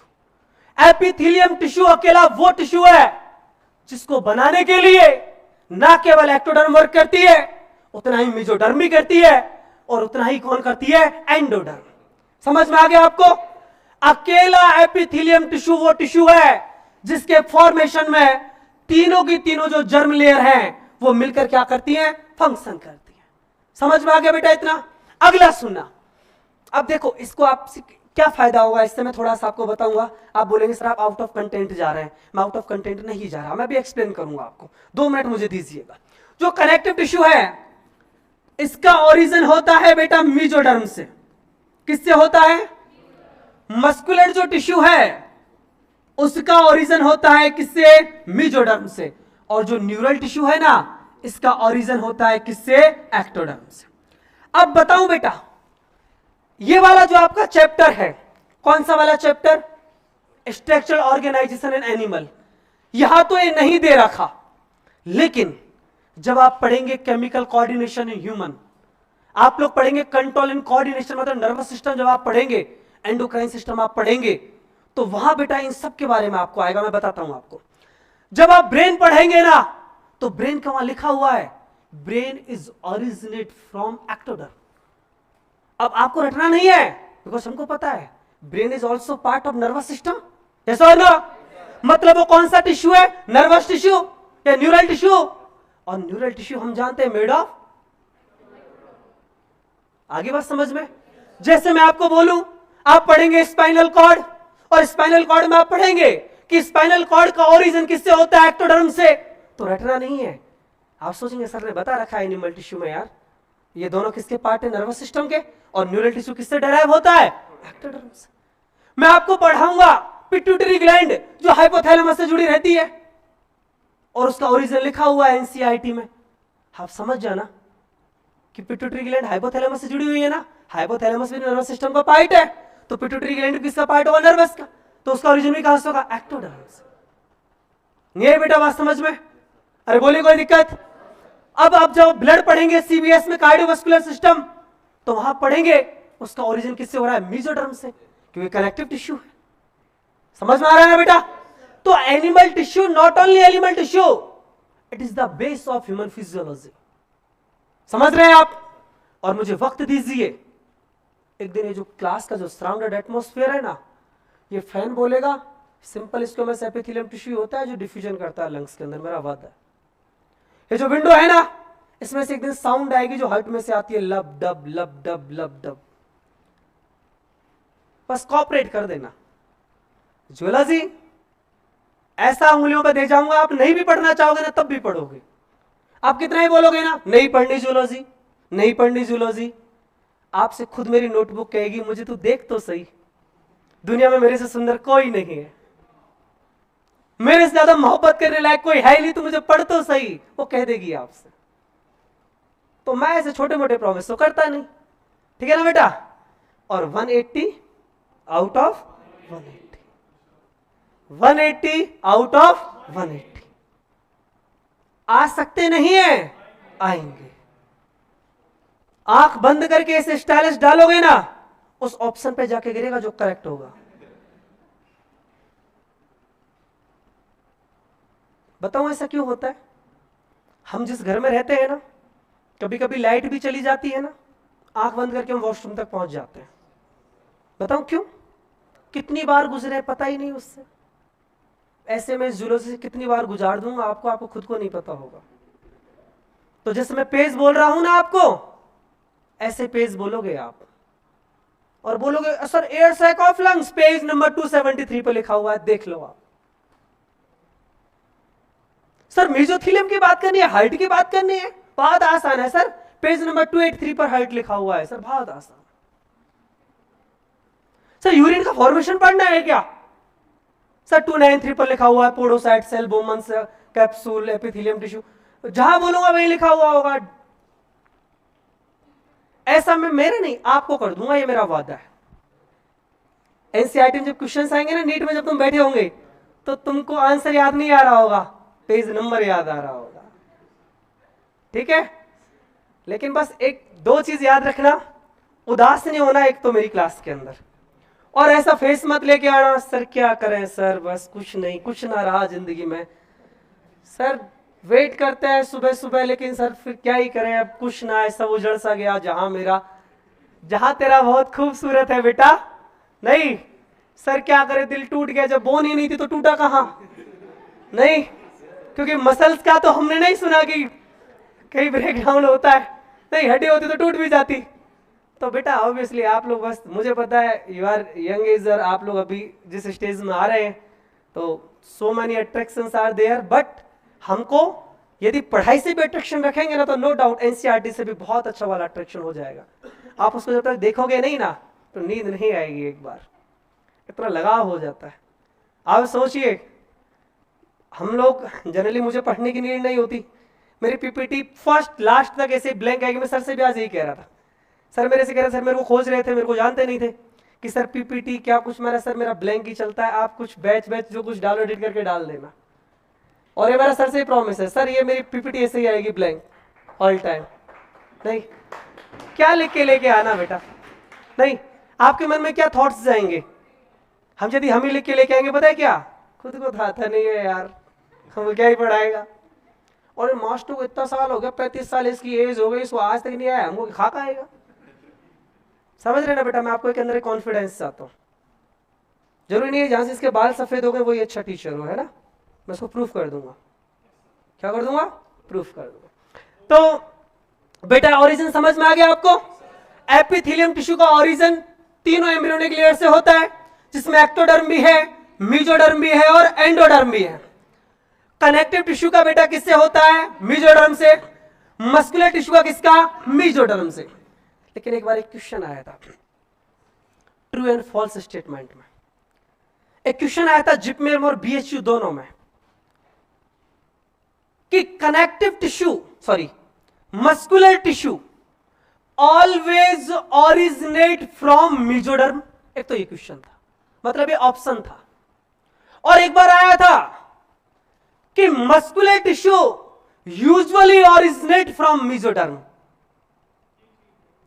First option सही है। पहले के साथ जाना चाहेंगे कि दूसरे ऑप्शन के साथ जाना चाहेंगे?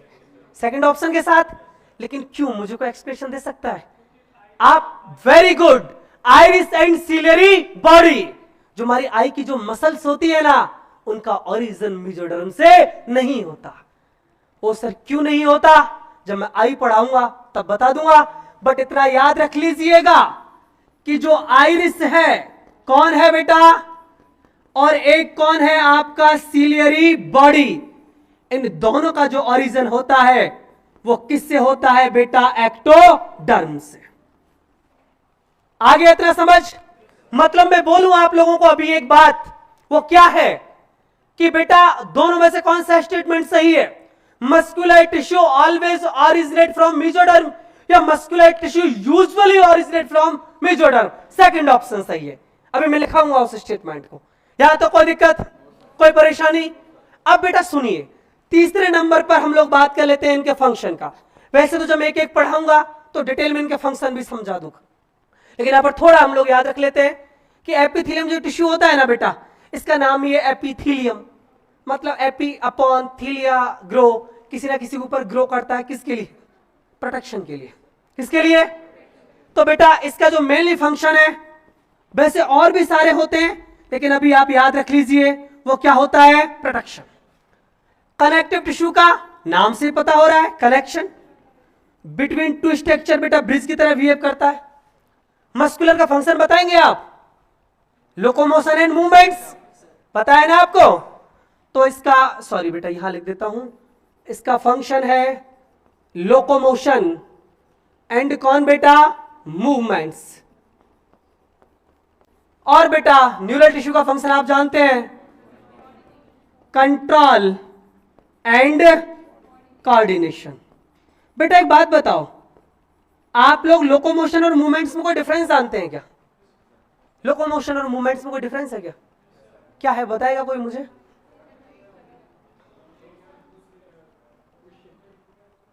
देखिए मैं थोड़ा समझा दूं। जैसे मैं यहां खड़ा हूं, ये मूवमेंट्स है, ये लोकोमोशन है। मतलब position change locomotion, not position change movements. समझ में आ गया ना? चलो यहां तक बेटा आप ओवरव्यू लिख लीजिए, फिर शुरू करेंगे पढ़ाना एपिथेलियम टिश्यू को। जल्दी छाप लीजिए, इसको भी लिख लेना बेटा ऊपर जो मैंने लिखाया है ना। बोर्ड पे कहीं भी कुछ भी लिख दूं, पूरा छापना है आपको।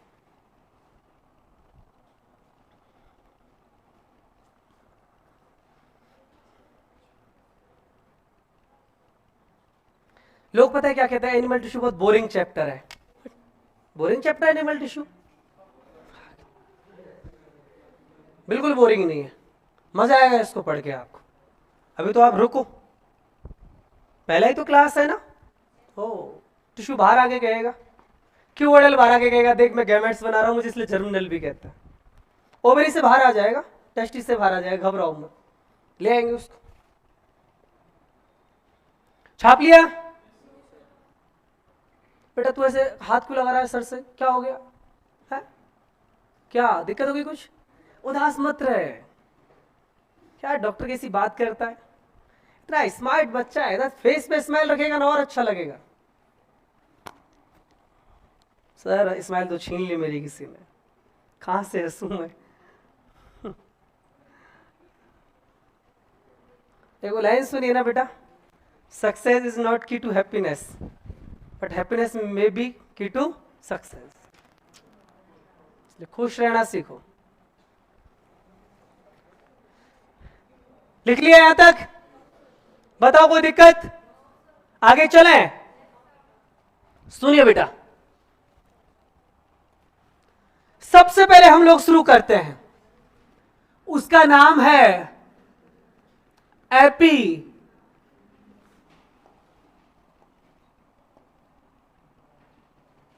यहीं से होता है क्या ये?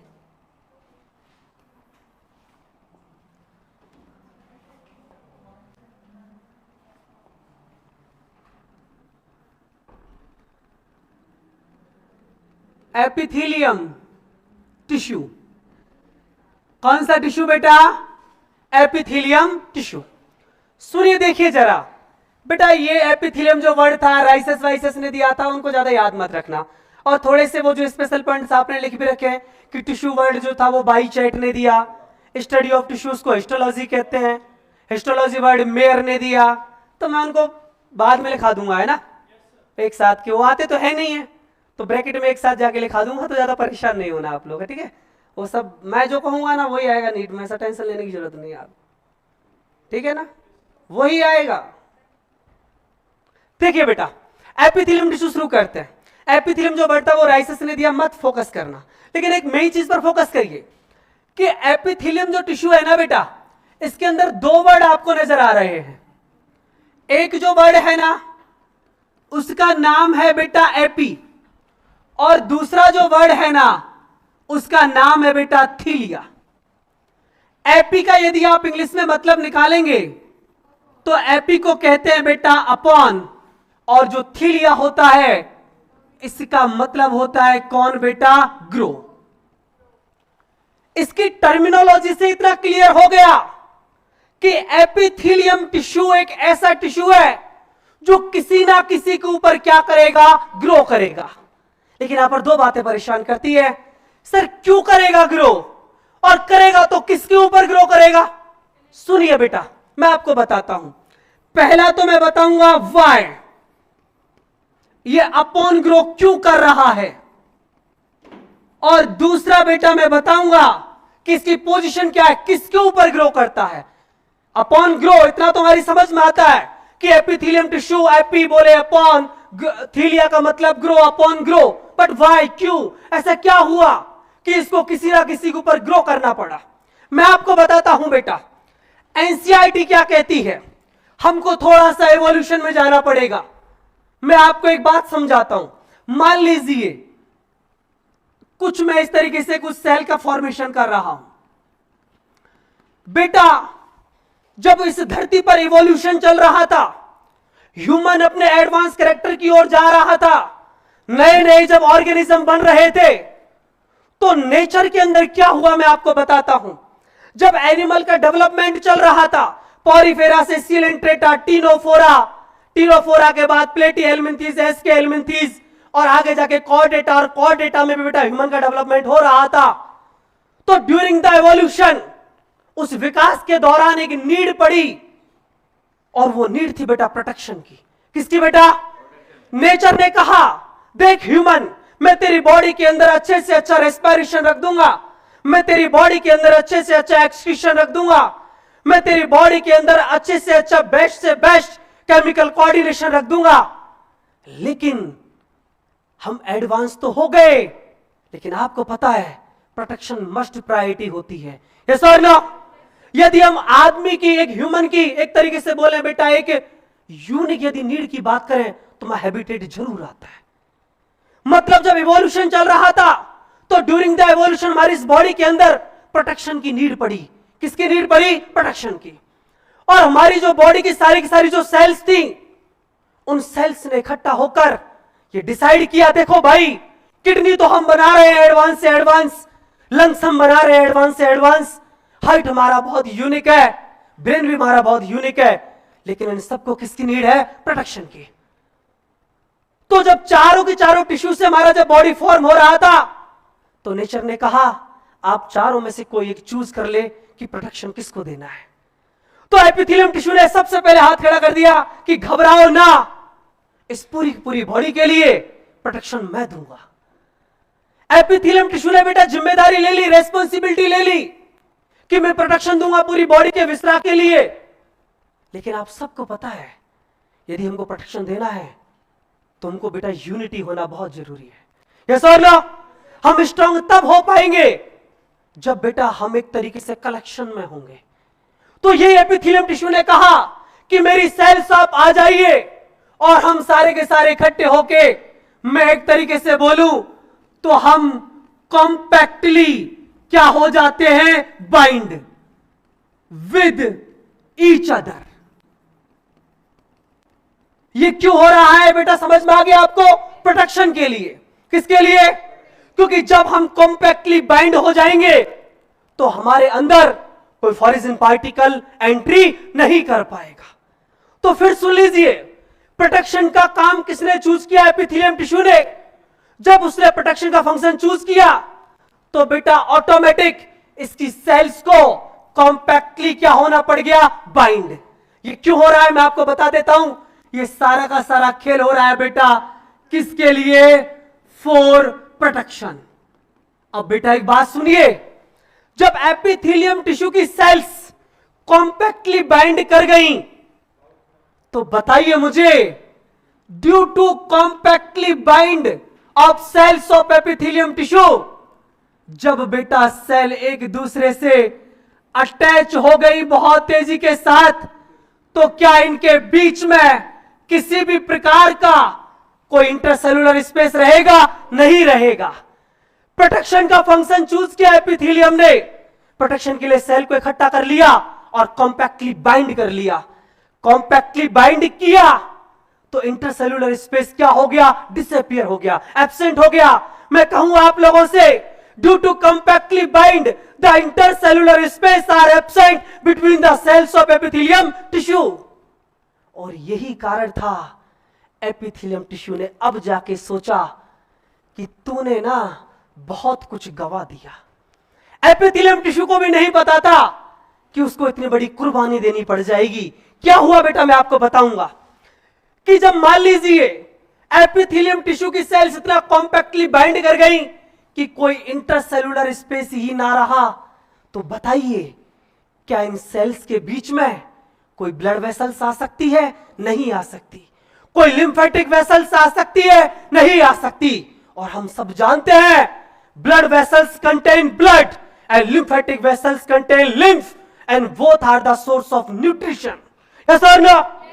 इस ब्लड और लिम्फ के अलावा आपकी बॉडी में कोई दूसरा सबस्ट्रेट नहीं है जो आपको क्या प्रोवाइड करा सके? न्यूट्रिशन।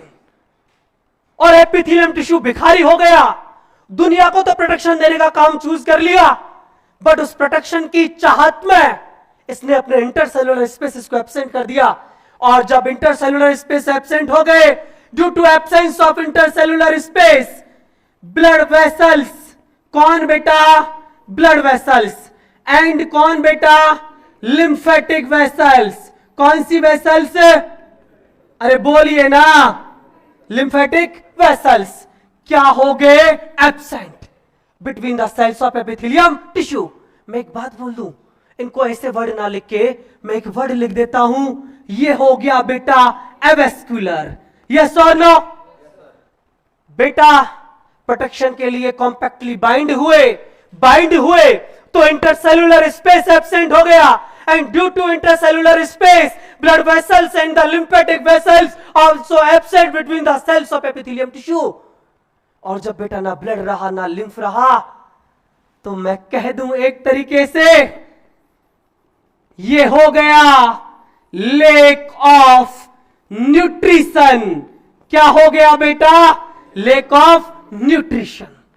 और बेटा यही रीजन था, इसके पास न्यूट्रिशन नहीं था, इसीलिए for the nutrition epithelium tissue always grow upon connective tissue. क्योंकि एपिथेलियम टिश्यू जितना भिखारी है, जितना बेगर है, कनेक्टिव टिश्यू उतना ही रिच है। समझ में आ रहा है आपको? तो कनेक्टिव जो एपिथेलियम टिश्यू है उसने अपॉन ग्रो किया। समझ में आया कि नहीं आया? बिकॉज एपिथेलियम टिश्यू ऐसा टिश्यू है जिसके पास लेक ऑफ कौन है? न्यूट्रिशन। तो फॉर द न्यूट्रिशन, किसके लिए बेटा? न्यूट्रिशन के लिए। यहां पर इस लाइन को मैं लिखूंगा, for the nutrition epithelium tissue always grow upon connective tissue. बोलो कोई दिक्कत, कोई परेशानी यहां तक? सर इतना तुम्हारी समझ में आ गया। देखो बेटा, नोट करना है किसी को? कर लेना, थोड़ी देर बाद रुक जाइए। एपिथेलियम टिश्यू बड़ा चिल्ला रहा था, भाई मेरे को कोई न्यूट्रिशन दे दो, न्यूट्रिशन दे दो। ऐसा मैंने क्या बिगाड़ा है आपका जो आप मुझे न्यूट्रिशन नहीं दे रहे? और बेटा मान लीजिए ये मैंने आपका ऊपर बना दिया एपिथेलियम टिश्यू। कौन बना दिया? Epithelium tissue. और इसके नीचे ये मैंने बना दिया कौन सा टिश्यू? अरे बोलिएगा बेटा, कनेक्टिव टिश्यू। एपिथेलियम टिश्यू चिल्ला रहा है लैक ऑफ न्यूट्रिशन में, भाई न्यूट्रिशन दे दो मुझे, जब मैं ही नहीं रहूंगा तो प्रोटेक्शन कौन देगा? और प्रोटेक्शन नहीं देगा ना तो आप भी डैमेज हो ही जाओगे। कनेक्टिव कहता है देख भाई तू घबरा मत, तू टेंशन मत ले, है तो तू अपना भाई, तेरे पास आज न्यूट्रिशन नहीं है तो तू परवाह मत कर, मैं तेरे लिए न्यूट्रिशन दूंगा, तेरे को टेंशन लेने की नीड नहीं है। वो कहता है तो भाई दे दे, मैं तो भिखारी हूं। कनेक्टिव टिश्यू एक शर्त लगा देता है, यहाँ पर एक कंडीशन लगा देता है, देख एपिथेलियम तेरे को मैं न्यूट्रिशन तो दे दूंगा, तू मेरा भाई है ना, तेरे को एक्टोडर्म ने भी बनाया है, मीजोडर्म ने भी बनाया, एंडोडर्म ने भी बनाया है, मीजोडर्म तो मेरे जैसा ही है ना, इसलिए तू मेरा भाई है, मैं न्यूट्रिशन तुझे दूंगा। लेकिन मेरी कंडीशन है, वो मेरी कंडीशन ये है कि तू मेरे घर के अंदर कभी नहीं आएगा, क्योंकि मुझे क्या पता तू कितना भूखा है, हो सकता है मैं तेरे को डायरेक्ट एंट्री दे दूं, तू मेरे सेल्स को डैमेज कर दे।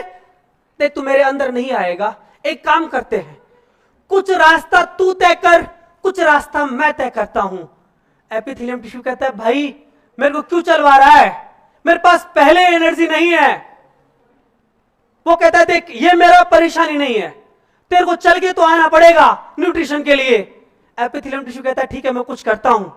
और एपिथेलियम टिश्यू अपनी सेल्स की गोल्जी बॉडी से कहता है कि मेरी गोल्जी बॉडी आज समय आ गया है कि हमको कुछ करना है। और एपिथेलियम टिश्यू की जो गोल्जी बॉडी है वो लगातार एपिथेलियम टिश्यू के नीचे ग्लाइकोप्रोटीन का फॉर्मेशन करती है। किसका फॉर्मेशन? और जो ये लेयर बनाई है ग्लाइकोप्रोटीन की, इसका नाम होता है बेटा बेसल लेमिना। क्या नाम होता है? मतलब basal lamina derived from epithelium tissue. और बेटा ये जो बेसल लेमिना है इसके बारे में एक बात बता दूं कि इट इज मेड ऑफ, हाँ बेटा, it is made of glycoprotein. किसका बना हुआ है ये? ग्लाइकोप्रोटीन का। फिर सुन लीजिए कि एपिथेलियम टिश्यू की सेल्स के किसने? गोल्जी बॉडी ने। नीचे किसका फॉर्मेशन कर दिया? ग्लाइकोप्रोटीन का। और ग्लाइकोप्रोटीन की जो लेयर बनी है उस लेयर का नाम क्या है बेटा? Basal lamina. अब एपिथेलियम टिश्यू कहता है देख भाई मैंने मेरा काम कर दिया, कुछ तू भी तो कर। बोले टेंशन मत कर, मैं भी आ रहा हूं। कनेक्टिव टिश्यू भी एक लेयर का फॉर्मेशन करने लगता है कुछ इस तरीके से। और कनेक्टिव टिश्यू जो इस लेयर को बना रहा है, ये लेयर बेटा मैं बोलूं इसको हम लोग नाम देते हैं फाइब्रस लेमिना। क्या नाम देते हैं? Fibrous lamina. और फाइब्रस लेमिना का बेटा मैं आपको कंटेंट बताऊं तो फाइब्रस लेमिना मेनली बनी होती है म्यूकोपॉलीसैकेराइड की। वैसे बेटा एक बात मैं बोल दूं आप लोगों से कि इस फाइब्रस लेमिना के अंदर ओनली म्यूकोपॉलीसैकेराइड ही नहीं होता, फाइबर्स भी होते हैं, जैसे कोलेजिन है, इलास्टिन है, रेटिकुलिन है। उसके अलावा बेटा इसके अंदर इंटेक्टिन भी होता है, लेमिलिन भी होता है, लेसिथिन भी होता है। लेकिन आपको इतना याद नहीं रखना है, आपको सिंपल सी टू लाइंस याद रखनी है कि basal lamina derived from epithelium tissue and it is content glycoprotein and the fibrous lamina derived from connective tissue and it is made of mucopolysaccharide। यहां तक कोई देखा किसी को? अब बेटा ये जो फाइब्रस लेमिना है इसी का एक दूसरा नाम भी होता है, इसी को हम लोग बोलते हैं रेटिकुलर लेमिना। क्या बोलते हैं बेटा? Reticular lamina. और ये ऊपर तो कौन बोलो जरा? Fibrous lamina. और नीचे ऊपर कौन सी लेमिना? बेसल। और नीचे कौन? फाइब्रस। इन दोनों को मिला के हम लोग एक नाम देते हैं जिसको आप लोग क्या कहते हैं? Basement membrane. क्या बोलते हैं बेटा? क्लास हो गया? अरे सर रुकिए ना, 5 मिनट रुकिए प्लीज, अभी 15 मिनट है ना, पढ़ाने दीजिए प्लीज।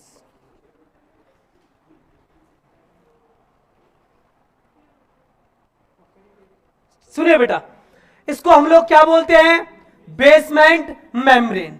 मतलब मैं आप लोगों से एक बात बोलूं कि इस कनेक्टिव टिश्यू से न्यूट्रिशन पहुंचाने वाला एपिथेलियम टिश्यू में कोई डायोड नहीं है, कोई ट्रांजिस्टर नहीं है, कोई मोटर नहीं है। Basement membrane is the source of nutrition. ये बेटा जो कनेक्टिव टिश्यू है, ये अपने इस न्यूट्रिशन को बेसमेंट मेम्ब्रेन को देता है, और बेसमेंट मेम्ब्रेन किसको देती है, एपिथेलियम टिश्यू को। मतलब बेटा मैं एक बात आप लोगों को बताना चाहूंगा यहां पर कि मान लीजिए मैं कहीं भी इस तरीके से एक लेयर का फॉर्मेशन कर दूं और मैं कह दूं बेटा ये बेसमेंट मेम्ब्रेन है, तो आप समझ जाना इसके ऊपर तो कौन सा टिश्यू होगा, एपिथेलियम, और इसके नीचे कौन सा टिश्यू होगा, अरे बोलिएगा, कनेक्टिव टिश्यू।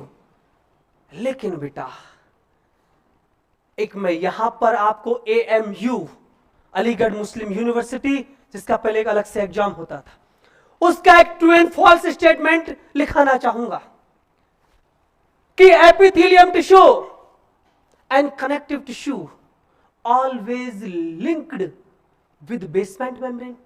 एक ऑप्शन ये, एक ऑप्शन कि epithelium tissue and connective tissue usually linked basement membrane. Usually बेटा ये मैंने अभी आपको समझाने के लिए बताया कि बेसमेंट मेम्ब्रेन, इसके ऊपर तो एपिथेलियम होगा और इसके नीचे कनेक्टिव होगा। मतलब एपिथेलियम और कनेक्टिव को या मैं ऐसे कह दूं सेपरेट करने वाली यदि कोई लेयर है, दैट इज बेसमेंट मेम्ब्रेन। लेकिन एक दिन ऐसा आएगा जब हम इन दोनों के बीच की दूरी को मिटा देंगे, एपिथेलियम को डायरेक्ट बाइंड कर देंगे कनेक्टिव के साथ, और एक टिश्यू बनता है, आप उसको पढ़ भी चुके होंगे, ट्रांजिशनल एपिथेलियम, जहां पर बेसमेंट मेम्ब्रेन क्या होता है, एब्सेंट होता है। लेकिन वो क्यों एब्सेंट होता है, कहां गया, वो मैं तब पढ़ाऊंगा ना ट्रांजिशनल, तो वो खुद ही कह देगा, देख बेसमेंट मेम्ब्रेन कहीं नहीं गई थी, मैं यही हूं, मैंने थोड़ा सा अपना फॉर्म चेंज कर लिया है। तो यहां तक समझ में आया कि नहीं आया? तो फिर अगेन बता देता हूं कि एपिथेलियम टिश्यू की जो सेल्स होती हैं compactly bind with each other, yes और नो। उससे इंटरसेल्युलर स्पेस क्या हो गया, absent, and due to absence of intercellular space, blood vessels and the lymphatic vessels also absent between the cells of epithelium tissue, और lack of क्या हो गया, nutrition. तो न्यूट्रिशन के लिए एपिथेलियम टिश्यू किसके ऊपर ग्रो कर गया, कनेक्टिव के ऊपर। लेकिन मैंने बताया न्यूट्रिशन तो दे रहा है लेकिन दूरी बनाए हुए है, और दूरी का नाम कौन है, बेसमेंट मेम्ब्रेन। बेसमेंट मेम्ब्रेन में दोनों का कंट्रीब्यूशन है, एक तो किसका, एपिथेलियम का, एक किसका, कनेक्टिव का। एपिथेलियम ने बनाई बेसल लेमिना और बेटा कनेक्टिव ने बनाई फाइब्रस लेमिना। यहां तक कोई दिक्कत किसी को, कोई परेशानी किसी को, बताइए कोई दिक्कत हो तो। एपिथेलियम टिश्यू कैसे कैसे न्यूट्रिशन ले रहा है, कोई दिक्कत? अब आगे चलते हैं, क्या हुआ, चलिए बेटा सुनिए, इधर सुनिएगा, इधर दो बातें कर लेते हैं यहां पर एपिथेलियम टिश्यू के बारे में। एक तो मैंने आपको पहले ही बता दिया है कि एपिथेलियम टिश्यू बेटा वो टिश्यू है जो तीनों तीनों जर्म लेयर से मिलकर बना होता है। इसके बारे में एक बात और बहुत इंपॉर्टेंट है, ये बेटा first originate tissue in embryonic stage. हमारी बॉडी में सबसे पहले ओरिजिनेट होने वाला टिश्यू कौन सा है बेटा, एपिथेलियम। कोई बता सकता है क्यों? बेटा मैंने आपको बताया था, एक छोटे से छोटा ऑर्गेनिज्म जब अपने एक तरीके से बेबीज का बर्थ होता है या वो एग की फॉर्म में हो, उनके लिए हैबिटेट पहले खोजता है।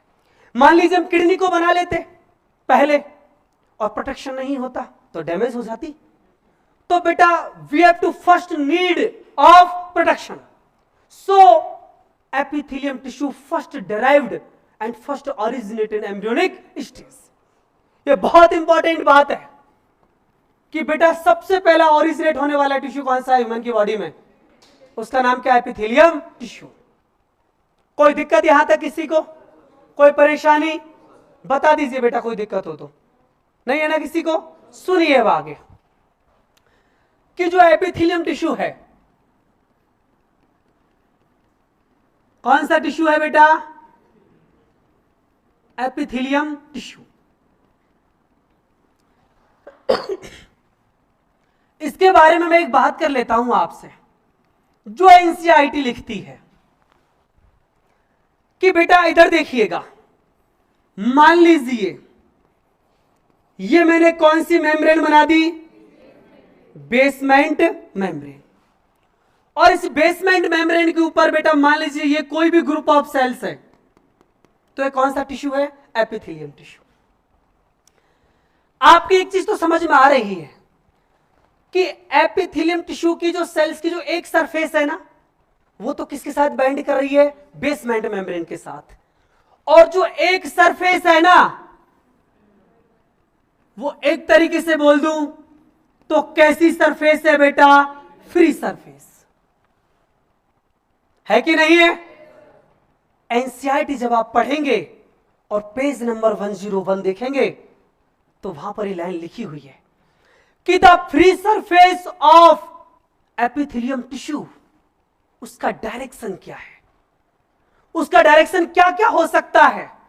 जैसे फ्री सरफेस है, ये फ्री सरफेस है कि नहीं, एक तो किसके साथ बाइंड कर रही है, बेसमेंट मेम्ब्रेन के साथ। तो बेटा मैं आपको एक बात बोल दूं कि जो एपिथेलियम टिश्यू की जो फ्री सरफेस है, इसकी दो कंडीशन हो सकती है। एक तो मैं लिख देता हूं आइदर, और एक मैं लिख देता हूं और। जैसे सुनिए, मैं आपको एक बात समझाना चाहता हूं कि ये आपकी जो स्किन है ना बेटा, अभी मैं थोड़ी देर के लिए आप इमेजिन कर लीजिए कि जो स्किन है ना, ये आपका एपिथेलियम टिश्यू ही है। तो ये जो स्किन है, ये इसकी फ्री सरफेस ही हुई कि नहीं हुई।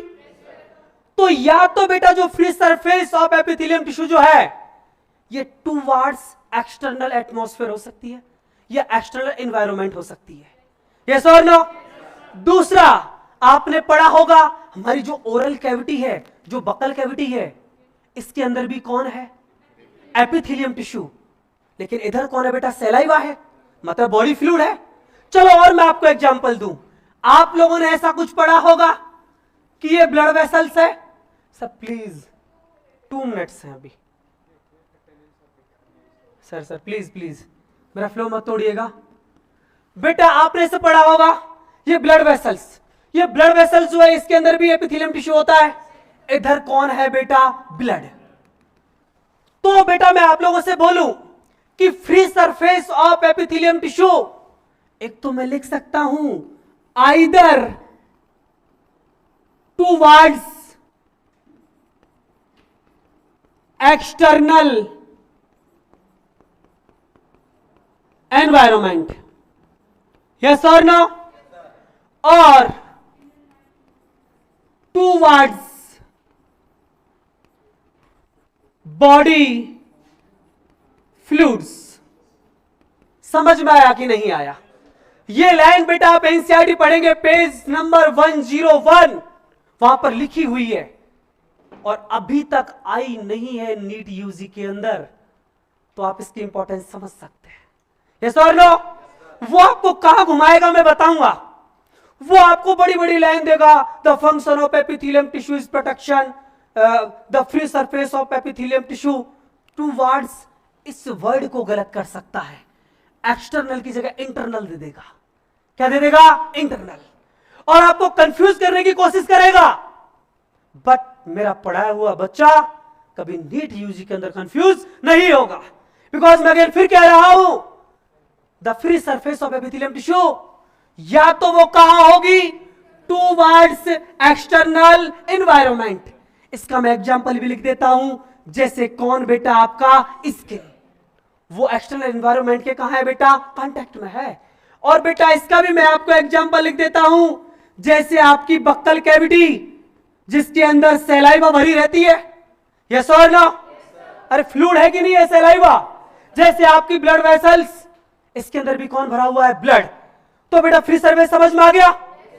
एक ही फ्री सरफेस होती है एपिथेलियम टिश्यू के अंदर, क्योंकि एक तो बेटा किससे बाइंड हो गई? बेसमेंट मेम्ब्रेन से। कोई दिक्कत, कोई परेशानी? तो एपिथेलियम टिश्यू अपॉन ग्रो क्यों किया समझ में आ गया? किसके ऊपर ग्रो किया ये समझ में आ गया? बताओ कोई दिक्कत? न्यूट्रिशन किससे लिया ये समझ में आ गया? एपिथेलियम टिश्यू वो टिश्यू है जो तीनों के तीनों जर्म लेयर से मिलकर बना होता है, समझ में आ गया? और ये भी समझ में आ गया कि फर्स्ट ओरिजिनेट टिश्यू कौन है? Epithelium tissue. और ये भी समझ में आ गया होगा कि उसकी फ्री सरफेस का एक तरीके से मैं बोलूं तो डायरेक्शन क्या है, पोजीशन क्या है। नहीं आया बेटा समझ में? तो आज की क्लास को हम लोग यहीं पर रोक देते हैं, आगे आएंगे बेटा, इसको हम लोग कंटिन्यू करेंगे, बट इतना आप लोग छाप लीजिए।